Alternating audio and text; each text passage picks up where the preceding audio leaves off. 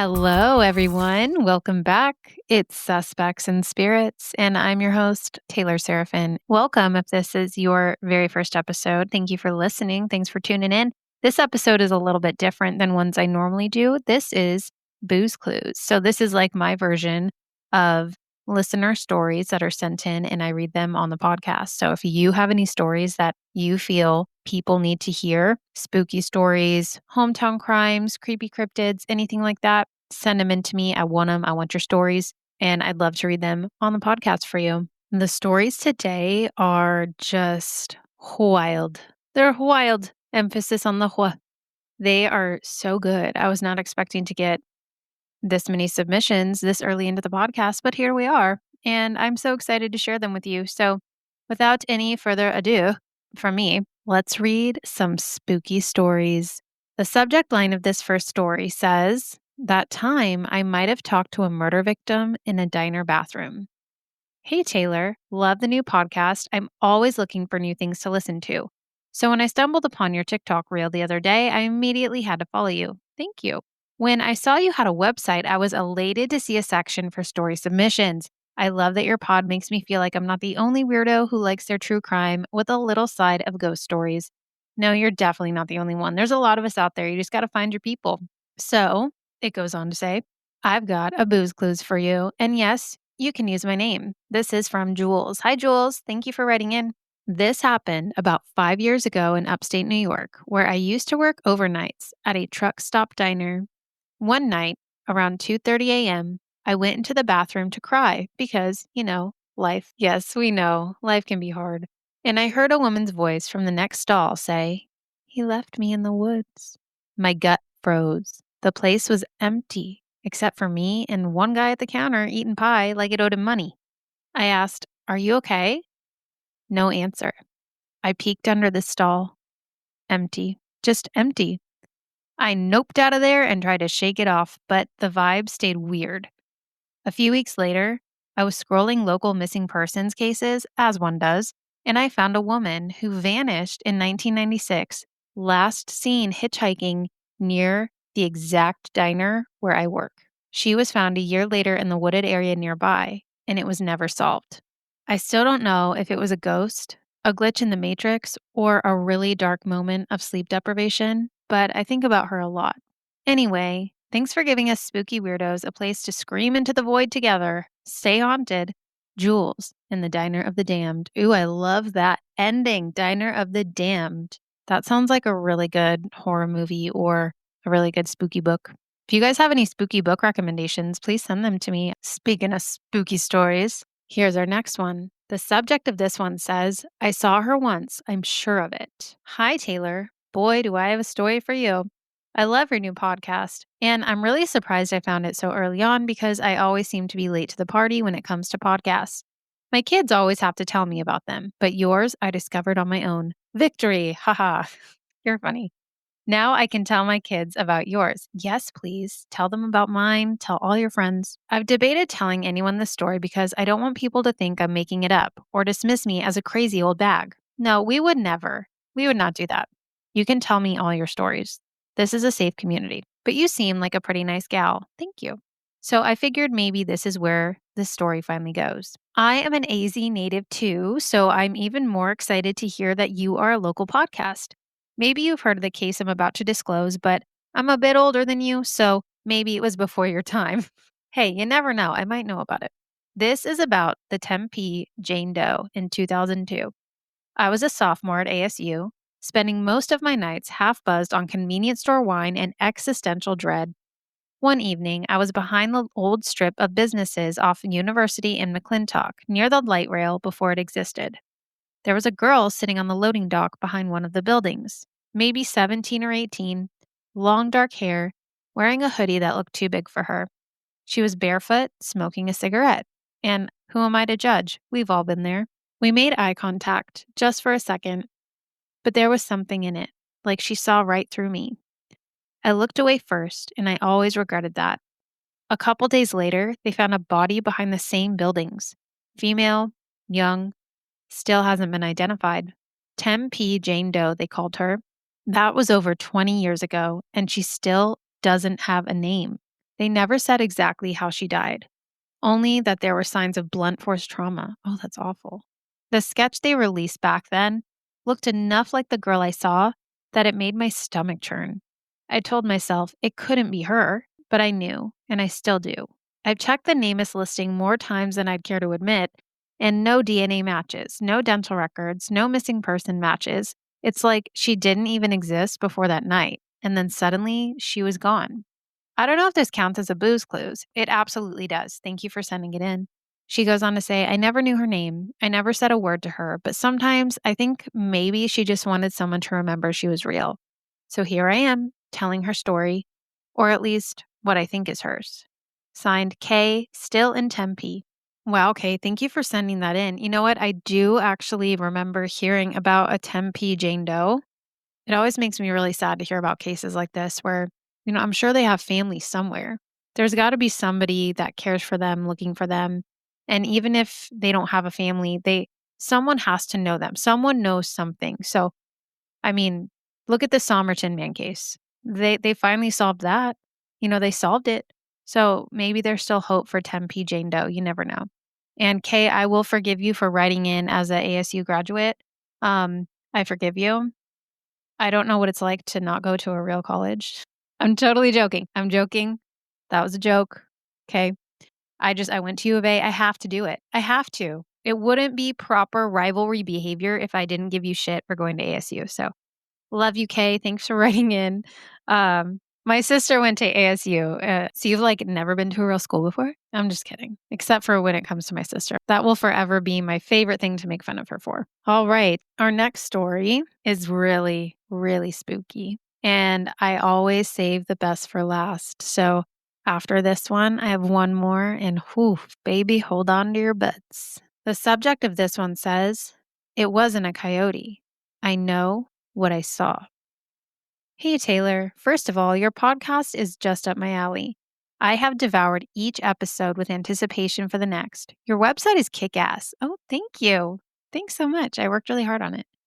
I could not make a website if the fate of the world depended on it. So no one ever asked me to do techie stuff if our lives are at stake because we will absolutely die.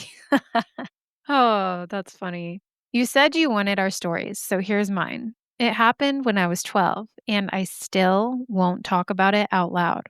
I am also from Arizona. Hey, what's up? We lived in northern Arizona, a place called Pine Top on the edge of Navajo land. My mom's family is Diné.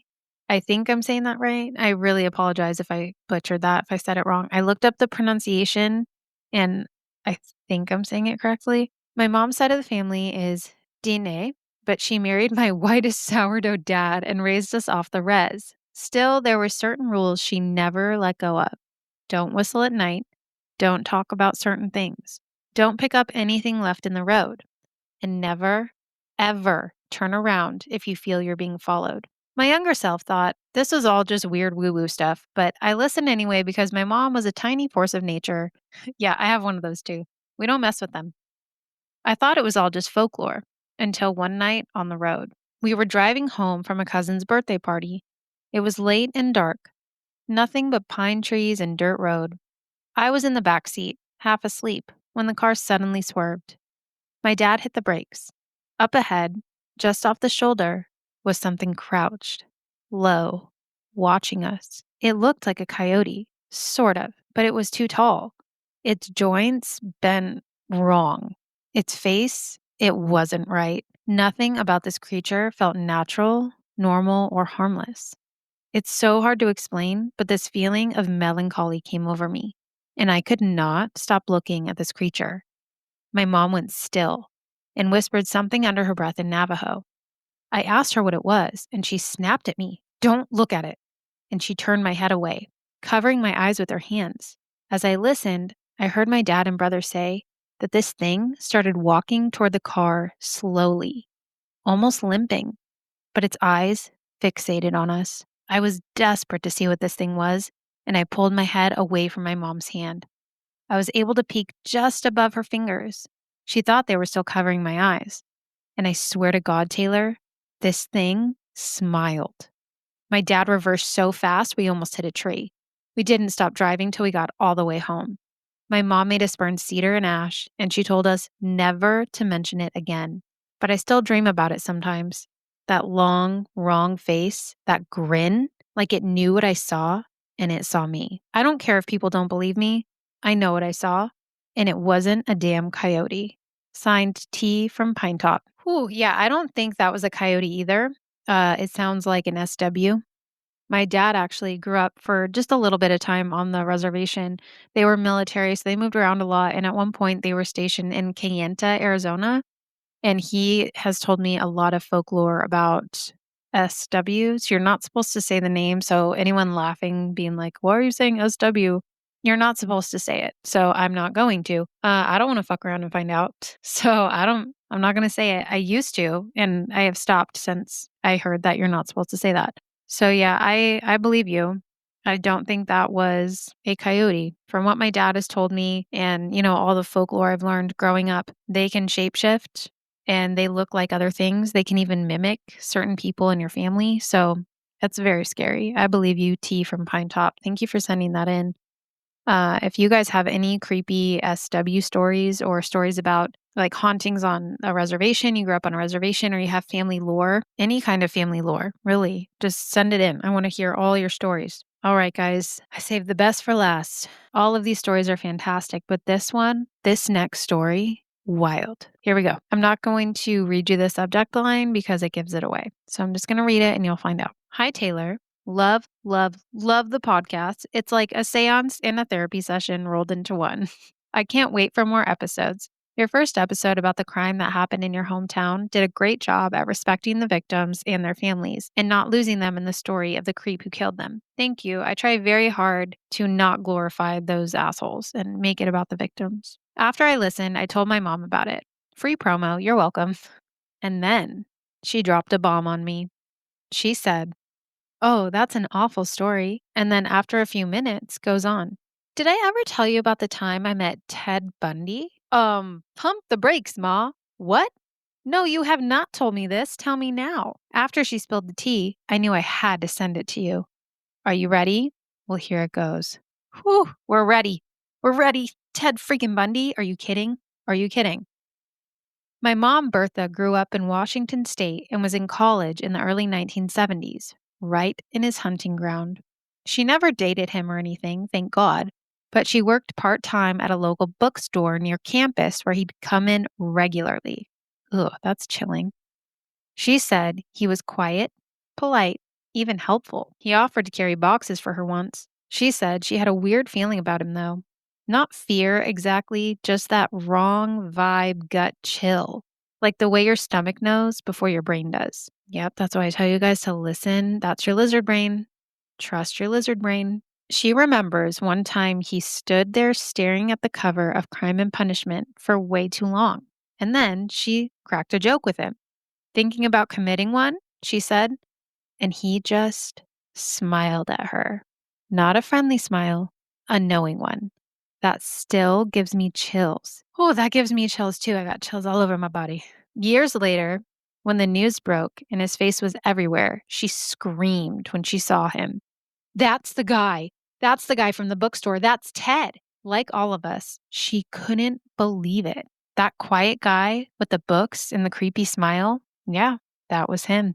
To this day, she swears she narrowly avoided becoming one of his victims. She thinks he was scoping her out, deciding whether she'd be an easy, quote unquote, target.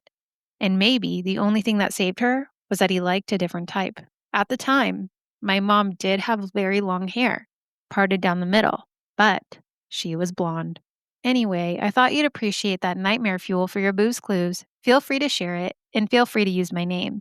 Thanks for making true crime feel like a haunted slumber party for gooligans like me. I am a proud member of the True Crime Coven. Signed, Clara from Portland. P.S. Telling everyone about your podcast because us spooky girlies need to stick together. Girls support girls. Thank you, Clara. Oh my God, Clara. Your mom met Ted Bundy. Ted Bundy stared into your mother's eye holes, stared into her eyes, and just smiled at her. Oh, I have goosebumps all over my body. That is so scary. And you know what? Maybe your mom's right.